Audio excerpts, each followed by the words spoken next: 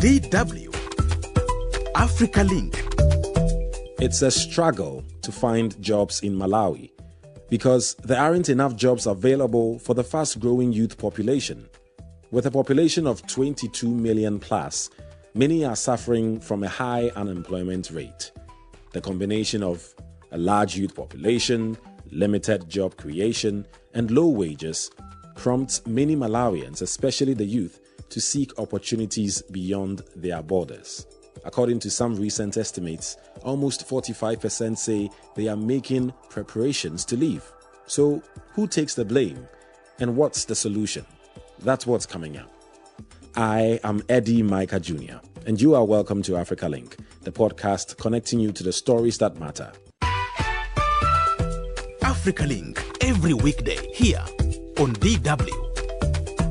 With a median age of 18 and an annual population growth rate of 2.6%, Malawi's labor force is expanding faster than the economy can absorb. This has led to widespread underemployment, especially in rural areas where opportunities are scarce and wages remain low. Let's dig into this. Let's find out more from Chifundo Robert, Executive Director, Youth Forum for National Transformation, also known as YOFONAT. DW's Miriam Kaliza is also with us. She's my colleague in Lilongwe, Malawi. Chifundo, what is the current state of youth unemployment in Malawi? So in Malawi, we are still having a lot of issues, more especially on unemployment. So maybe just to put it in a very quick perspective, so young people here are greatly affected, more especially on the issues of unemployment. So this affects young people in different perspectives, like those that are maybe just graduating, those that are maybe from the remote settings. So to begin with, here in Malawi, most of young people, when they just get graduated, it becomes so hard for them to get a formal employment.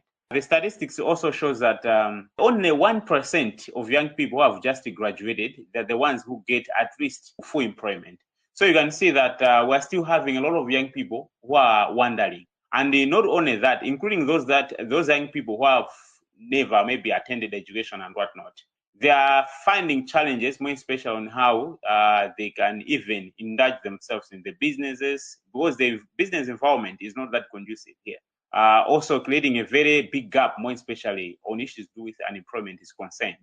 And as you say, it's in both rural and urban areas, or is it that more rural areas are affected? Most of young people in the rural areas, they go into farming, but then even so looking at the environment is not that conducive for young people to be fully committed in farming. Of course, with the coming of the technology and whatnot, a lot of young people are committed to do that. But then the biggest challenge now is about the inputs, the farm inputs, that is, which are kind of expensive. Sometimes they find it challenging for them to even acquire the farm inputs, which also discourages them to actively participate in farming. As a result, most of young people, they are still dormant. They're not doing farming, because they don't. There's no motivation for them to join the farming, creating a huge and a very large gap, more especially on the issues with unemployment. Miriam, let me come to you as a reporter on the ground. You've been speaking to a lot of youth. What are they telling you about the unemployment situation, and how are they coping with it? Right. The unemployment issue in Malawi is really huge.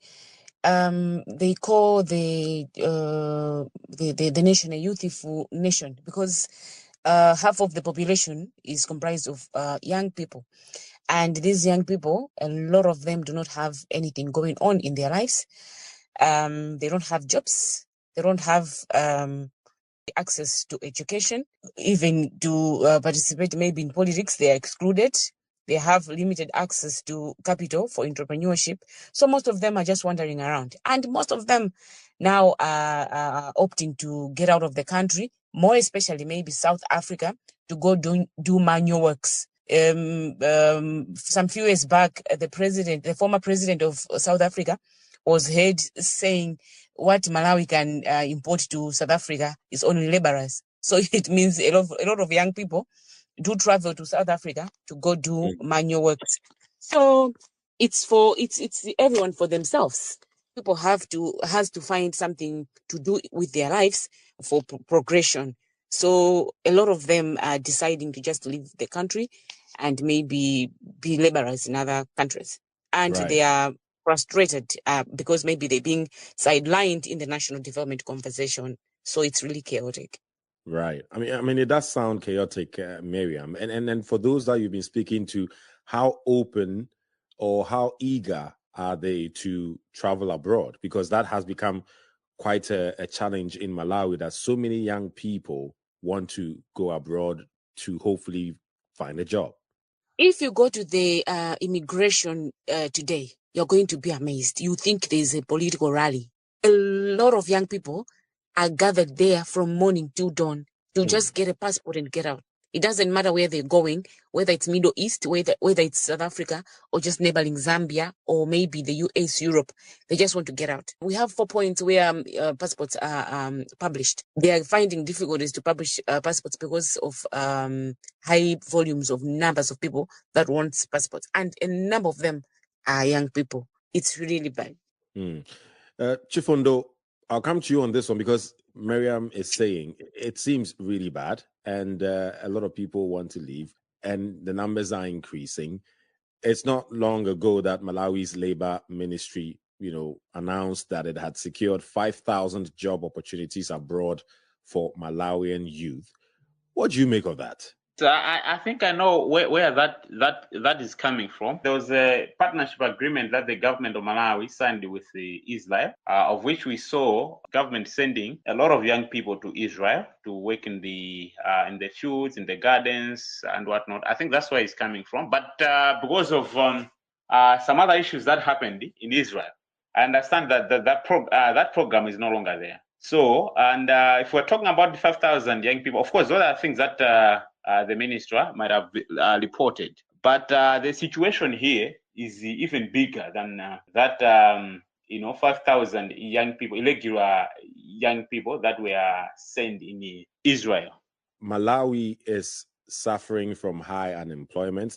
There's hardly any jobs, and then the government seems proud to say that they are sending thousands of their young people somewhere else to work.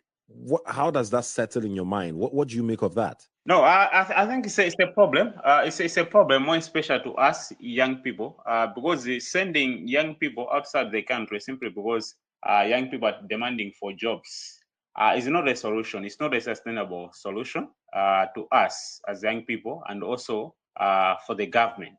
Why? Because we feel like doing that is like the government is doing the right thing that it will have been doing. Because I think what we want as young people is that the government itself, it has to create jobs by itself, and of course in collaboration with the other partners within the country. Because that's an expectation. Because by doing that, we believe that we will have sustainable development. What am I trying to say? I'm saying I'm trying to mean that assuming that the government is able to create jobs, for example, in agriculture sector, in health sector and whatnot, it means that whatever the production that will be produced in the country, it will help us like maybe to even beat the net export because we will be able to export more products outside because we are able to produce a lot. We are still failing to produce to the level that we can even feed our own people. Why? Because we are not that enough in terms of production efficiency. So sending young people outside the country as a solution to job unemployment, it means that we are not doing enough as in how it was supposed to be. Right. And Miriam, obviously, this is such a big issue, the high unemployment, which is causing a lot of young people to leave the country. And clearly, it doesn't seem like the government is concerned about the brain drain this is causing when many young people are leaving. And in some cases, the government is even encouraging that, right? Talk about the Israel situation that Chifundo was trying to explain to us. But how is this being reported, across media channels in Malawi? What is the focus and what sort of reaction is it getting from authorities? Right. The government really understands the situation. They know that we have a problem, and they're trying to work with some stakeholders to maybe alleviate the problem. But mostly, the media houses do report on young people, mostly negatively. The media often focuses on crime, protest, and misconduct with little attention to youth innovation or the resilience that the young people are exhibiting or the leadership efforts. And it seems there's a mismatch. There's a mismatch between what the young people really want and what the government is trying to do to them, until maybe the government sits down and listens to what young people really want. Times have changed. You cannot be applying what used to be applied maybe 10, 15 years ago on young people to today. These days, these young people are innovative, they are creative. Maybe the government should start creating policies or initiatives that talks to the today's world. This is the interesting part. Are these not the same young people that voted the government into power? Of course, not everyone, but clearly the government in power won the majority. What did they campaign on? Are they not doing what they promised? Because I'm pretty sure high unemployment was on the agenda of the campaign, and creating a lot of jobs was what was promised. Clearly, the current regime promised the young people employment in the first year. It's the 6th year, and we are going to general elections in a few months in September. It seems it was a lip service. Right. I mean, talking about countries that Malawians go to, South Africa is one of them. I mean, they go to so many different countries, but South Africa is one of their key destinations. What exactly is the type of jobs that Malawians do abroad? And aside South Africa, which other countries are they heading to? A lot of Malawians are going to the Middle East, especially for domestic work in countries like Saudi Arabia, Kuwait. A few others are going to Europe, USA for care jobs. You know, they take care of maybe the old people in homes and stuff like that. Not really formal jobs. Just like in South Africa, they do manual jobs, gardening, housework, domestic work. It's the same with the other countries. Just a few people would get formal jobs outside the country. Maybe they went, maybe for example, to the UK for school and they get a job there. It would be formal. But the rest, they are leaving the country not knowing what they're going to be doing there. Whatever it's given to them, they would do it. Even if they are suffering, they just want to make maybe quick money, come back, invest, or stay there, and maybe their lives are sustained. Is there enough pressure being put on the government to change things? I think there's been pressure, but it's not enough. There's limited support from the government, even if maybe they hear these things, but also the government doesn't have support or the right resources to help them. But if the youth maybe were putting enough pressure on the government, they would have done it. The government will always say, don't wait on the government jobs. You can venture into entrepreneurship, or you can be doing some other things using your own hands and stuff like that. But these people do not have access to loans, like Chifundo said. These people do not have skills to enable them maybe do some other things other than formal jobs in government. So it's really difficult. Sounds difficult indeed. Chifondo, let me come back to you because, in a sense, the elephant in the room of our discussion is the fact that you are an executive director, Youth Forum for National Transformation. I understand that part of what you do is related to youth employment. Tell us more about that role you play and how your organization is empowering the youth, especially those that need jobs. Well, thank you so much. I think I'll start by sharing a bit of my story. So after I got my first degree in 2019, I had to make a lot of applications. And if my memory serves me right, I made at least 100 applications in a space of 6 months. of which some of them I was just sending online, others I was submitting physically and whatnot. And for your information, I just got only one standard acknowledgement letter where the employee told me to say, we have received your application. So wait for what? For review and whatnot. That was only one application that got standard acknowledgement. But all of these applications that I made, none of them got standard acknowledgement. So that was the reason why I had to think of to start my own. Okay, so I started my own organization, and I have been working to my organization under voluntary basis for 2 good years, okay, without having any pay. So I've been investing everything in this organization myself. And then learning also from that, that's when I thought it wise enough that, no, I think I need to do more especially on the job creation. Why? I was also considering the number of applications that I was also receiving, regardless of the fact that I couldn't release maybe a call for application that maybe young people should be applying for a specific job in my organization. But much as they could see that there's an organization somewhere based on the social media posts that I've been posting, based on the things that they could see on the ground and whatnot, they thought like maybe we'll have money. And then these young people have been applying to us, and they keep on applying even now, regardless of the fact that we may not have funding, but we still keep on receiving the funds. So because of that, I was like, no, I think it's very important for me to do more especially on the job creation. Okay, so we have 4 major thematic areas that we do at our organization. The first one is on youth empowerment. So on this youth empowerment, we focus much on governance, of which we push for youth participation in key decision-making platforms. For example, we have been implementing a project of which we are, capacitating young people, more especially those that are in the remote settings, so that they should be able to participate in the local governance structures.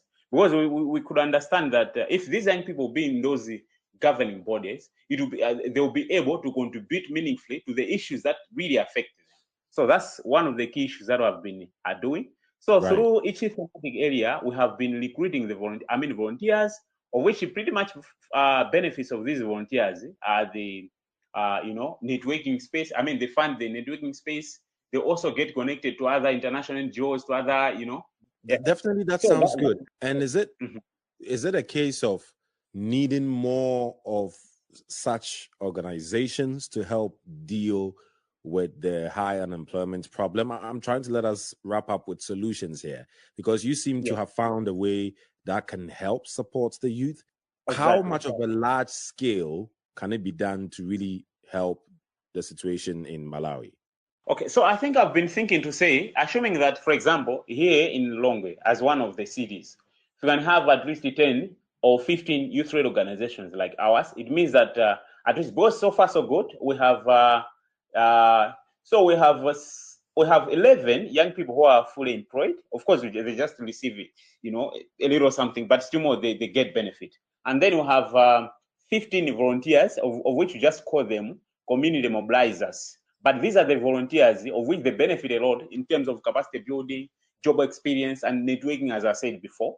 They're benefiting a lot. So I was thinking to say, assuming that maybe at least we have 10 youth-led organizations or more who are doing a similar kind, regardless of the fact that they don't have enough resources for sustainability and whatnot, it means that we may narrow down the unemployment rate that is there. Wrapping up with solutions, what is not being done that should be done to deal with this problem, Chifundo?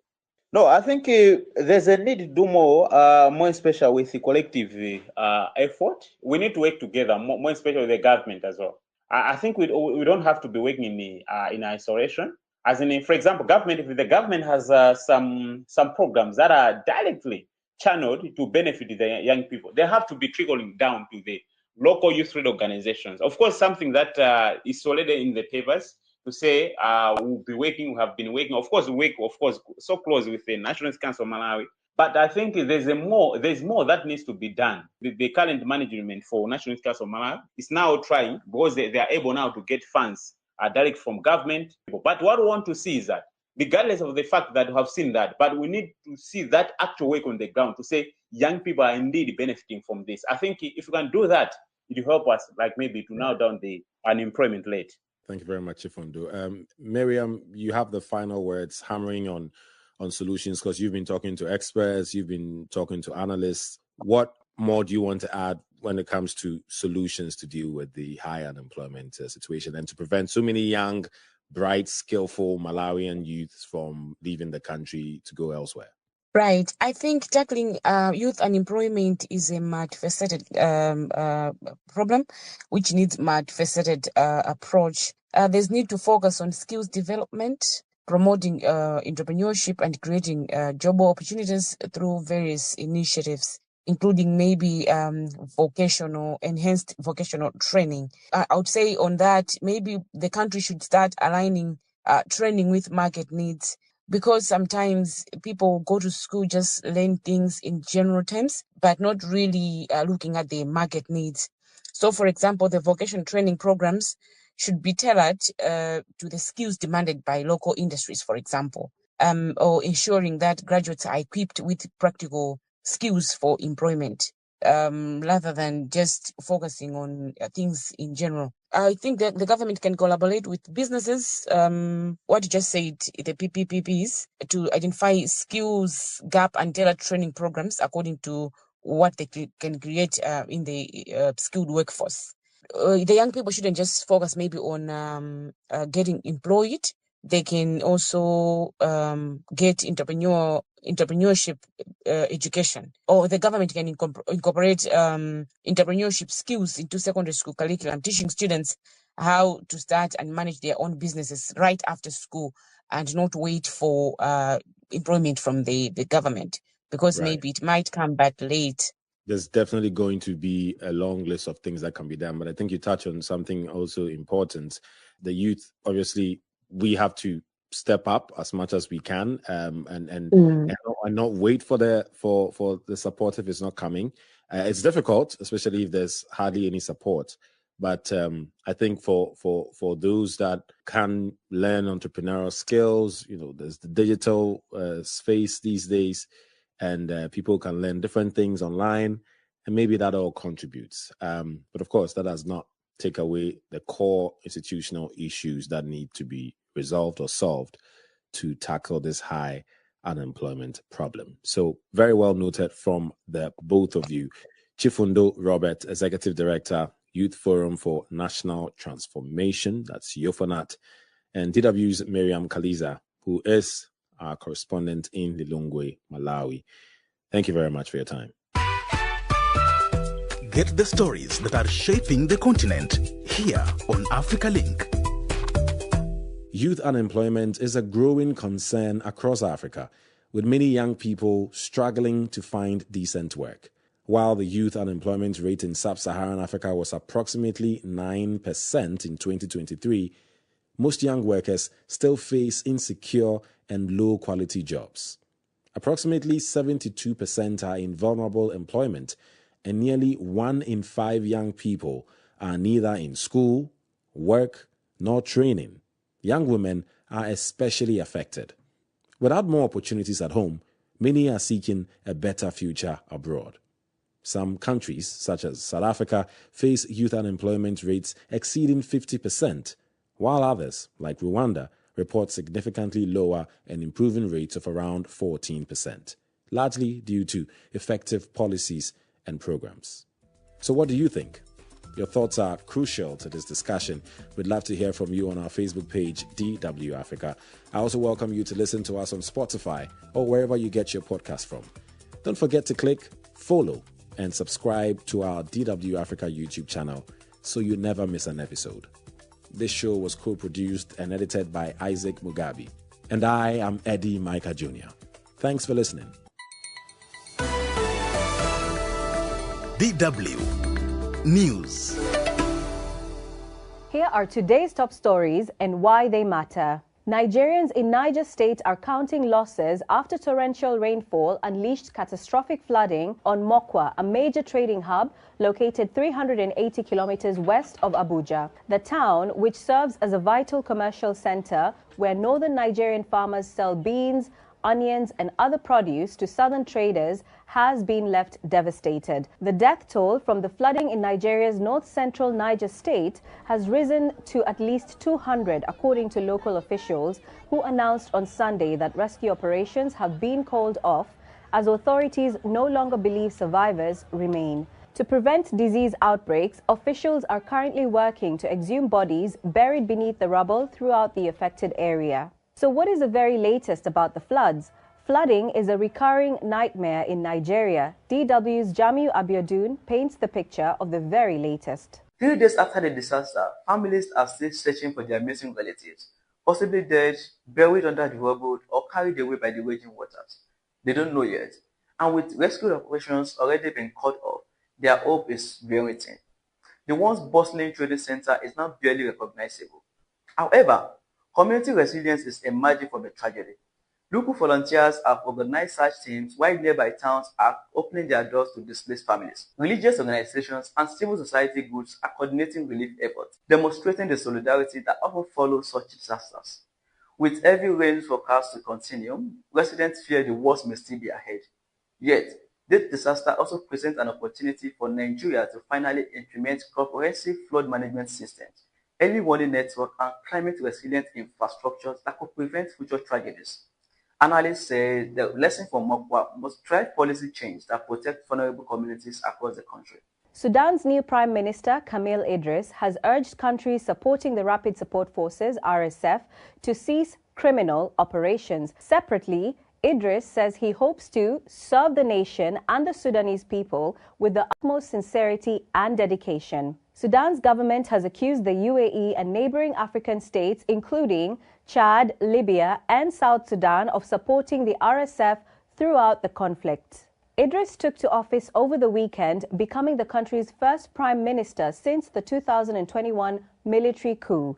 He has pledged to focus on stability, security, and reconstruction while staying neutral among political parties. Why is his appointment significant? Idris's appointment is a key step amid Sudan's ongoing political crisis following years of military rule and conflict. The RSF's control of parts